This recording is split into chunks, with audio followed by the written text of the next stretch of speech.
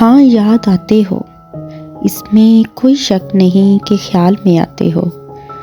परिंदों का लौटना, सूरज का ग़ुरूब होना, फिर शाम की गलियों में चलते चलते हाँ फरियाद बनकर मेरे ज़हन में उतर जाते हो।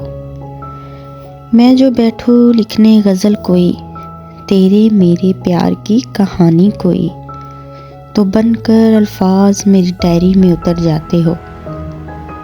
हाँ, याद आते हो, इसमें कोई शक नहीं कि ख्याल में आते हो।